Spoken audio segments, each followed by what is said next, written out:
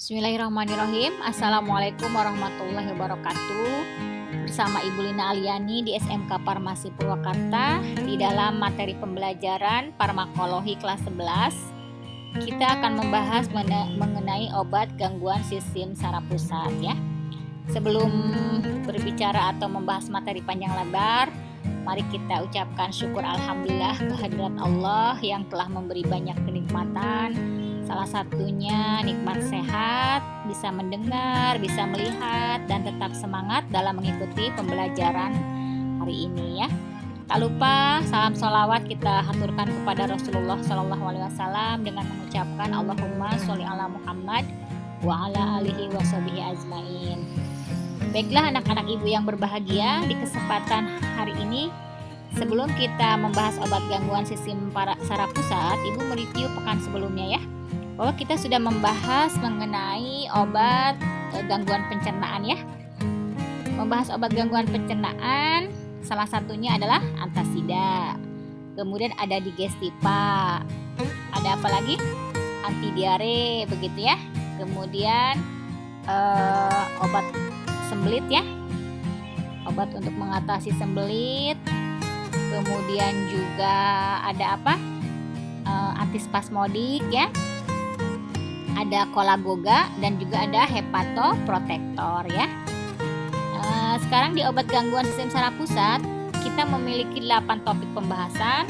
Yang pertama adalah analgetik dan antipiretik, kemudian yang kedua antiemetik, ketiga antiepilepsi, keempatnya psikofarmaka, kelima hipnotik sedatif, keenamnya anestesi, 7 anti Parkinson, dan 8-nya adalah nootropik atau neurotropik ya. Kita masuk ke pendahuluan dulu. Sistem saraf pusat bahwa terdiri dari 2 organ. Organnya itu adalah otak dan sumsum tulang belakang ya. Kita mereview kembali salah satunya di pembahasan yang pertama, yaitu anatomi fisiologi tubuh manusia ya. Organ saraf pusat yaitu otak dan sumsum tulang belakang. Cara kerja atau 3 komponen sistem saraf pusat yang bekerja yaitu ada disebut dengan indera. Di sini indera sebagai reseptor. Reseptor ini penerima rangsangan begitu ya. Ketika ada indera inilah yang menerima rangsangan baik lewat penciuman, penglihatan, indera peraba dan sebagainya ya. Ketika reseptor sudah menerima rangsangan, maka akan dihantarkan. Penghantarnya itu disebut penghantar impuls, yaitu saraf ya.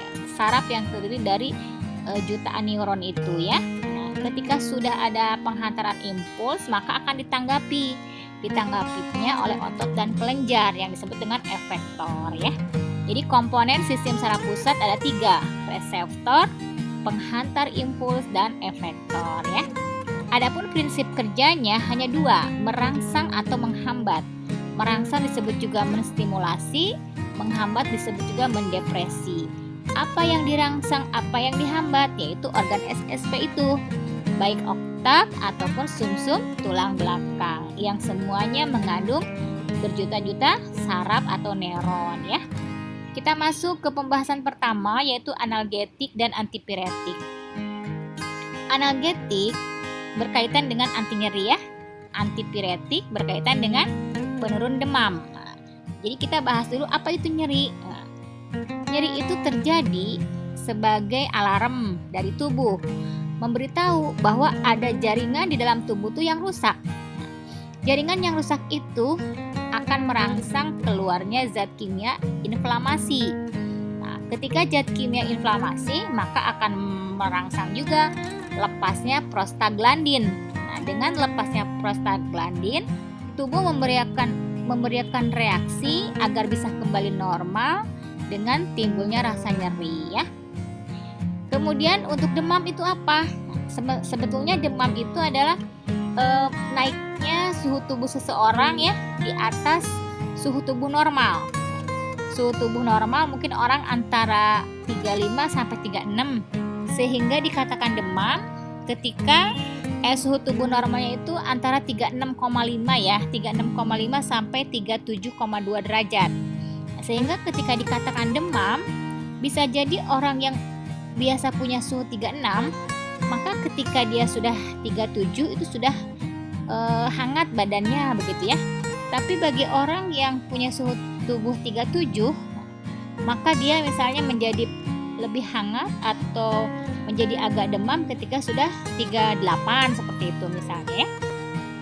Kenaikan suhu tubuh 0 sekian derajat pun sangat berpengaruh. Contohnya ketika seseorang melakukan aktivitas olahraga di siang hari yang panas, yang tadinya suhu tubuhnya 37, maka dia akan menjadi 37,6 derajat, sekitar segitu ya. Jadi hanya kenaikan 0,6 derajat pun akan begitu sangat berpengaruh, terutama untuk seluruh reaksi-reaksi kimia yang ada di dalam tubuh ya. Sementara secara teori demam itu terjadi di mana adanya pirogen. Ya, pirogen itu adalah produk mikroorganisme. Jadi adanya kuman begitu ya. Adanya bakteri ya yang menghasilkan pirogen. Di mana produk mikroorganisme ini berupa toksin atau disebut juga endotoksin. Kalau toksinnya itu keluar dari bakteri begitu ya. Nah, ketika demam terjadi karena adanya pirogen, yaitu pirogen eksogen atau toksin. Dan pirogen itu sendiri dibagi dua, pirogen eksogen atau toksin yang berasal dari kuman atau dari luar ya, lingkungan dan sebagainya, dan pirogen endogen yang berasal dari dalam tubuh ya. Disebut juga ada zat yang disebut interleukin 1 atau interferon begitu ya. Jadi itu umumnya demam yang tinggi menyebabkan menandakan bahwa tubuh kita sedang terserang kuman begitu ya, karena adanya pirogen itu tadi. Adapun mekanisme demam dulu ya. Tadi ketika ada pirogen eksogen atau bakteri atau kuman itu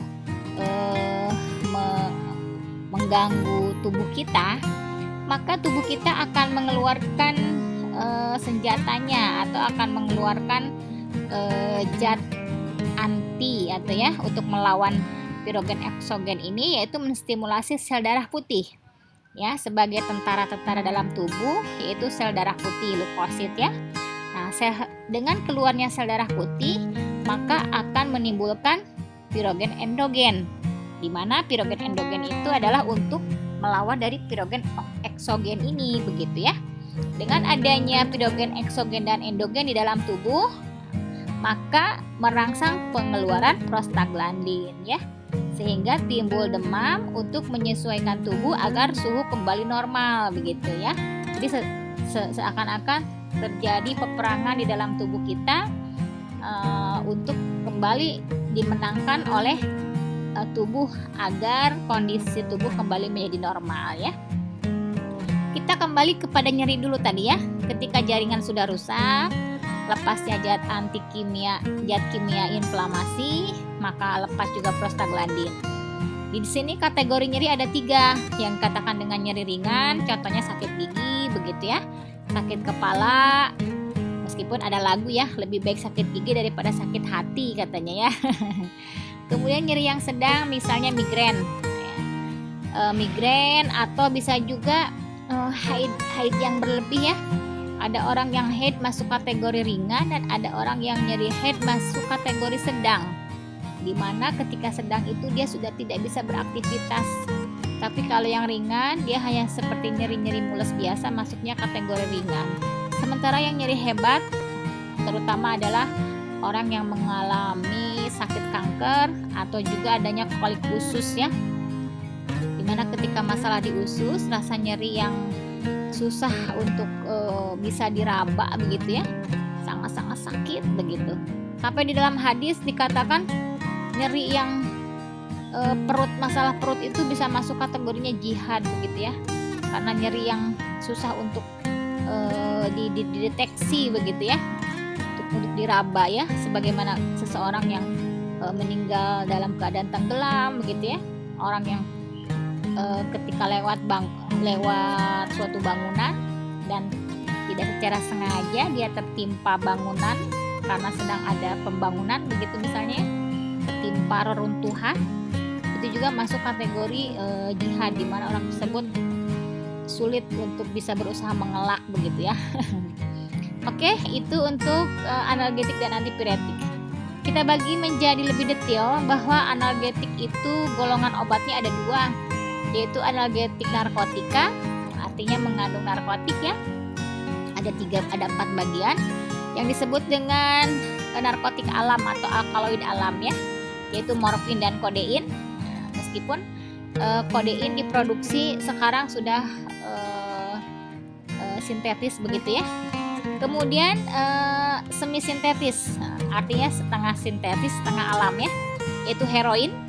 Dan yang ketiganya pure murni sintetis, zat-zat kimia hasil analisa gitu ya, hasil berbagai macam percobaan. Yang sering dipakai adalah metadon atau petidin ya, petidin injek misalnya begitu.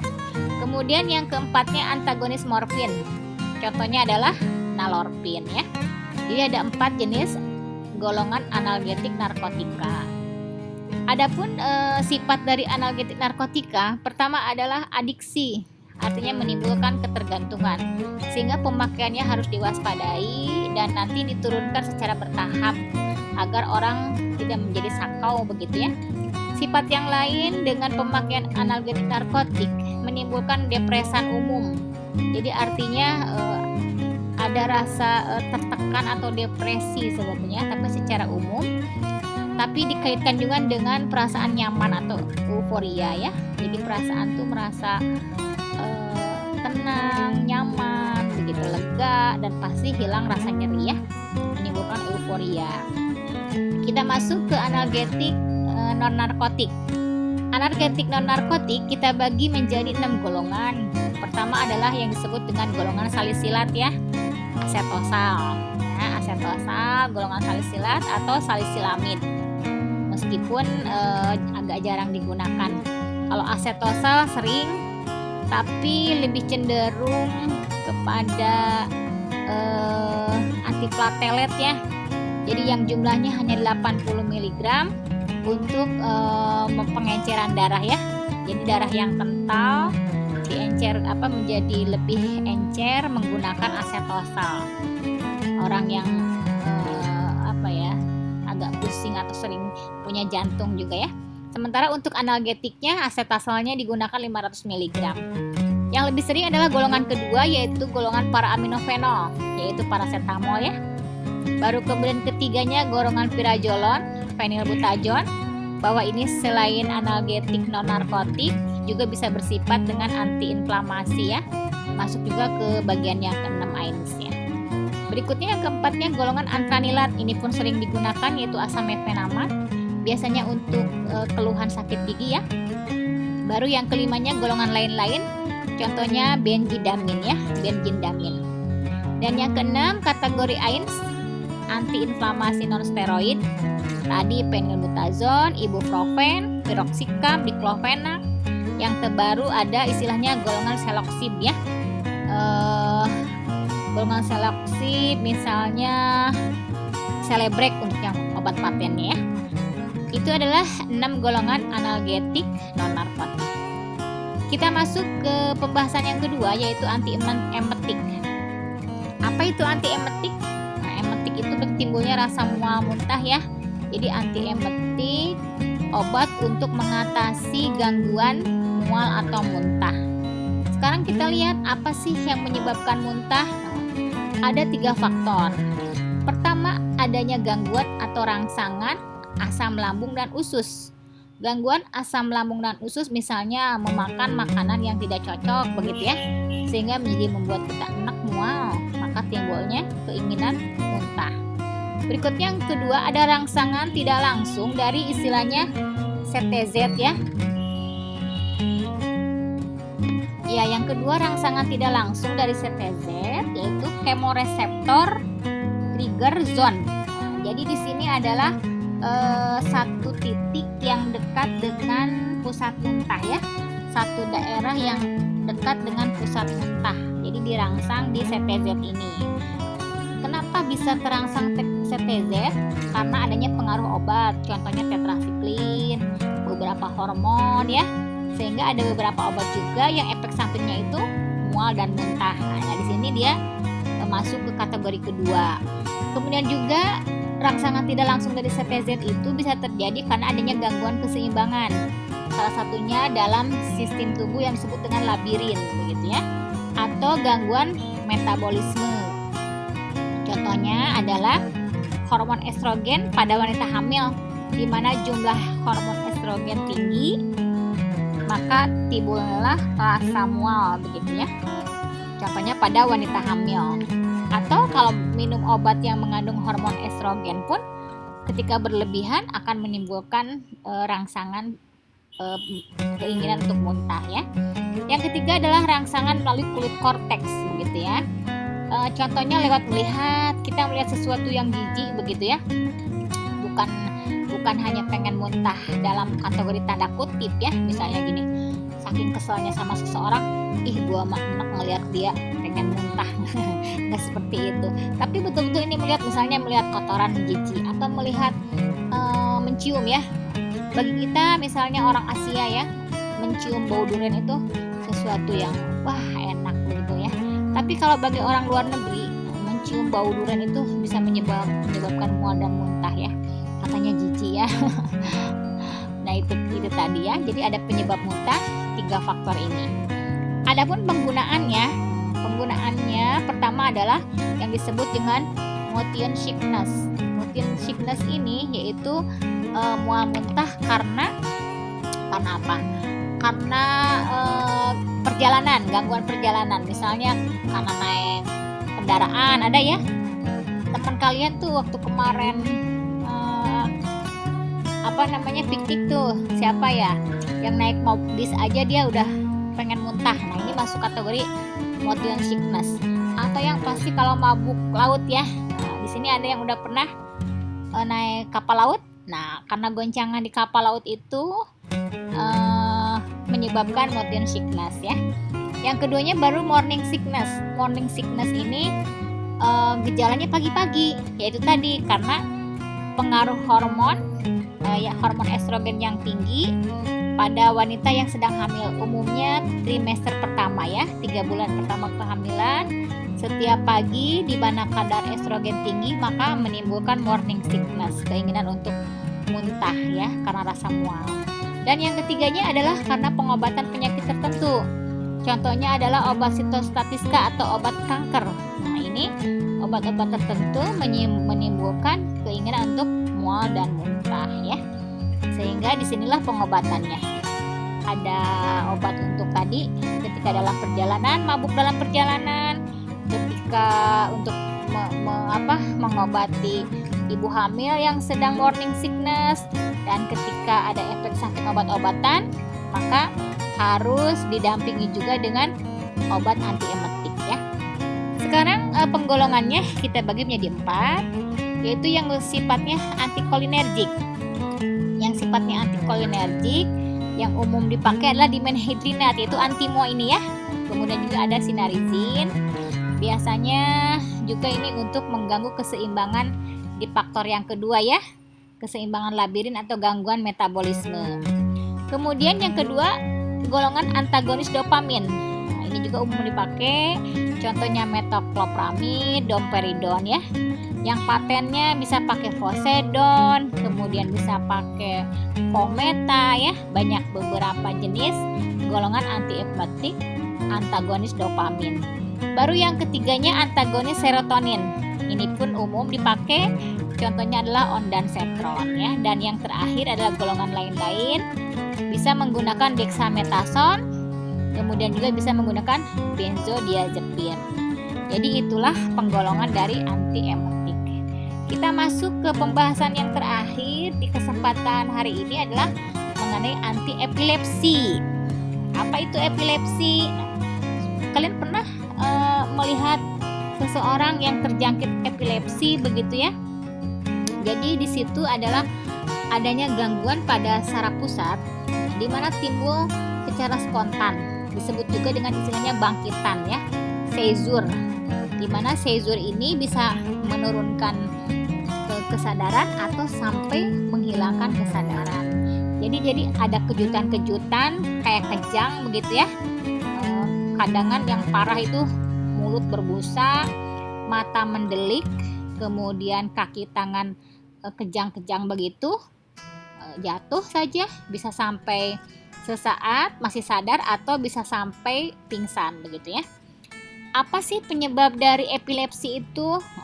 Tadi karena muatan listrik yang berlebih, lepas begitu ya, dan sangat cepat, kemudian mendadak, di mana muatan listrik itu berlebihnya pada neuron atau saraf-saraf tertentu ya, neuron, terutama dalam otak. Kenapa itu terjadi? Bisa jadi karena otaknya itu luka, ada luka di daerah otak, atau karena keracunan. Misalnya air minumnya itu mengandung PB ya, atau timah ya, air minum yang tidak sehat ya, itu bisa mempengaruhi ke otak. Atau yang ketiganya karena pengaruh obat. Nah, jadi itu timbulnya epilepsi ya. Ketika di dalam otak ada luka, mungkin bisa pernah jatuh, kecelakaan, atau memang ketika dari lahir ada masalah dalam proses pembentukan otak di dalam rahim ya. Nah, itu macam-macam. Ketika luka di otak, di sini ada tumor tadi ya, abses, atau memang ada luka sejak dari lahir, atau juga bisa karena sumbatan adanya lemak yang masuk ke daerah otak ya, arteriosklerosis ya. Jadi pembuluh darah arterinya mengalami permasalahan begitu ya, penyebab dari epilepsi. Sekarang apa tujuan pengobatan epilepsi? Ada 3 hal. Pertama, agar tidak terjadi kerusakan otak, menghindari kerusakan otak. Karena kalau terus-menerus timbul kejutan-kejutan berupa pelepasan muatan listrik, itu bisa menyebabkan otak menjadi rusak ya. Jadi akhirnya lambat berpikir, lemot begitu ya. Kemudian juga emosional, tidak bisa mengatasi masalah dan sebagainya. Kemudian yang keduanya mengurangi beban sosial, malu ya, secara sisi sosial dan psikologi, tiba-tiba pingsan, tiba-tiba mata melotot, mendelik, mulut berbusa begitu ya. Zaman Rasulullah dulu ada seorang wanita, dia mengalami epilepsi ya, cuma tidak diketahui penyebabnya yang mana. Kemudian dia mendatangi Rasulullah dan minta didoakan agar bisa sembuh. Rasul memberikan 2 tawaran. Saya akan doakan kamu sehingga sembuh, atau yang kedua, kamu tetap sakit, itu sebagai ujian dari Allah dan pahalanya surga. Kamu mau pilih yang mana? Ternyata Masya Allah luar biasa ya. Wanita itu memilih yang kedua. Dia tetap mau sakit, epilepsi itu, tetapi dia mendapat pahala dari Allah ya, berupa surga. Tapi dia minta didoakan agar ketika timbul jangkitan muatan listriknya itu ya, ketika dia harus timbul kejang, dia minta didoakan agar tidak terbuka auratnya. Nah, begitu ya, Masya Allah luar biasa. Karena ketika sudah timbul kejang, hilang kesadaran, pingsan, khawatirnya terbuka aurat begitu ya. Kemudian tujuan pengobatan yang ketiga adalah sebagai pencegahan atau profilaksis, agar jumlah serangannya itu berkurang. Yang tadinya misalnya seminggu setiap hari timbul, dengan adanya obat seminggu hanya timbul 3 kali, lama-lama seminggu sekali, lama-lama misalnya cuma sebulan sekali, dan seterusnya ya. Kita masuk sekarang ke pembagian obatnya. Pembagian epilepsinya dulu ya sebelum masuk ke obat. Bahwa epilepsi itu terdiri dari 2 hal, 2 kelompok yang disebut dengan kejang umum dan kejang parsial atau kejang sebagian. Kejang umum kita bagi lagi menjadi 4 yang disebut dengan grand mal, petit mal, myoclonic seizure, dan atonic seizure. Nanti kita akan bahas satu-satu ya di bawah ya. Sementara kejang parsial atau kejang sebagian kita masuk lagi menjadi 2 bagian, simple partial seizure dan complex partial seizure ya. Kita lihat sekarang apa yang dimaksud dengan grand mal. Gejalanya seperti apa? Grand berarti besar ya. Jadi gejala yang timbulnya cukup hebat lah begitu. Pasien tiba-tiba jatuh, kejang-kejang, napas terengah-engah, keluar air liur, bisa sampai ngompol, lidah tergigit, menggigit lidah, makanya hati-hati ya. Biasanya harus segera ditahan pakai sendok begitu ya. Setelah itu pasien menjadi lemah, kebingungan, sakit kepala, atau bisa sampai tertidur ya. Itu jangka waktunya ada yang sepersekian detik, juga ada yang sekian menit. Nah, yang itu sangat berbahaya yang grand mal ini. Sementara yang kedua petit mal dengan gejala ini masih di bawah petit mal lebih rendah dibandingkan grand mal ya. Pasien tiba-tiba melotot, berkedip-kedip dengan kepala terkulai. Kejadiannya hanya beberapa detik. Kadang dia sendiri tidak menyadari ya. Nah, seperti itu. Tapi kalau kita pas ngelihatnya kita pasti kaget. Waduh, kenapa dia melotot, berkedip-kedip gitu ya. Tahu-tahu kepalanya terkulai beberapa detik. Setelah itu kembali sadar ya. Sementara yang tadi ya, atonic seizure. Atonic seizure adalah sesuatu yang jarang terjadi sebetulnya. Pasien tiba-tiba kehilangan kekuatan otot, jadi kayak lemes begitu ya, tapi segera pulih. Itu yang atonic seizure. Ibu kelewat ya yang myoclonic seizure, nggak tercatat ya. Yang myoclonic seizure gejalanya adalah terjadinya pagi hari, umumnya setelah bangun tidur begitu ya. Pasien seakan-akan mengalami sentakan secara tiba-tiba ya. Nah, ini umumnya terjadi pada pasien yang normal. Jadi myoclonic seizure pagi-pagi pas bangun tidur seakan-akan ada sentakan yang tiba-tiba. Itu jadi harus juga diwaspadai ya kalau sering seperti itu. Takutnya nanti meningkat dari yang gejalanya dianggap biasa bisa kepada sampai yang terparah adalah grand mal ya. Berikutnya adalah yang kejang parsial, di mana simple partial seizure. Simple partial seizure terjadi sentakan pada tubuh, ya sesaat juga ya sebagian, dan pasien masih sadar. Sementara kompleks partial seizure terjadi gerakan tidak terkendali, seperti mengunyah, meringis, dan itu semua tanpa disadari ya. Tiba-tiba mengunyah gitu ya, tiba-tiba meringis. Nah itu adalah sesuatu yang masuk kategori kejang parsial, kompleks parsial seizure ya. Kita masuk ke mekanisme penggolongan obatnya. Adapun penggolongan obat epilepsi atau anti epilepsi, pertama adalah obat generasi pertama yang sering dipakai barbital, yaitu phenobarbital begitu. Kemudian phenytoin, succinamide, asam valproat, diazepam, clonazepam, juga carbamazepine. Itu adalah obat generasi pertama ya. Adapun obat terbaru disebut juga obat generasi kedua, yaitu gabapentin, pregabalin, juga pelbapamat ya. Pelbamata ya. Itu golongan obat generasi kedua. Sementara mekanisme kerjanya kita bagi menjadi 6 golongan. Pertama adalah memperkuat efek GABA ya. Memperkuat efek GABA, masuknya contohnya adalah asam valproat, juga adalah GABA.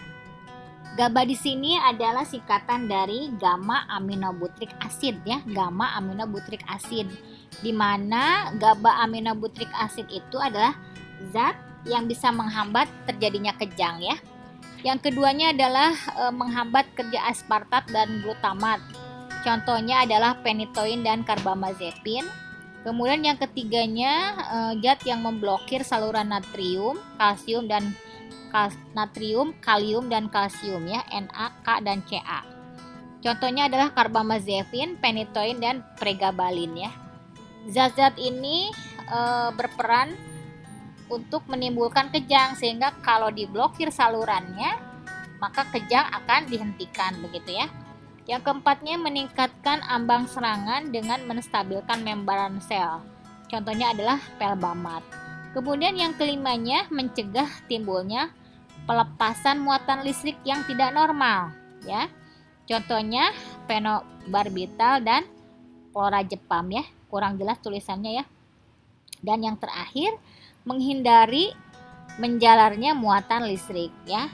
Disebut apa? Contohnya adalah clonazepam dan phenytoin. Jadi 6 itu adalah mekanisme kerja dari obat anti epilepsi. Mungkin sampai sini untuk pertemuan kali ini. Kita pelan-pelan saja karena masuk ke sistem saraf pusat ketemu dengan hal-hal yang agak rumit mengingatnya ya. 3 pembahasan itu Nanti untuk lebih memperdalam daya ingat kalian, silahkan diisi tugas kelasnya ya. Itu saja yang bisa Ibu sampaikan, lebih kurangnya minta maaf. Wabillahi taufiq wal hidayah. Wassalamualaikum warahmatullahi wabarakatuh.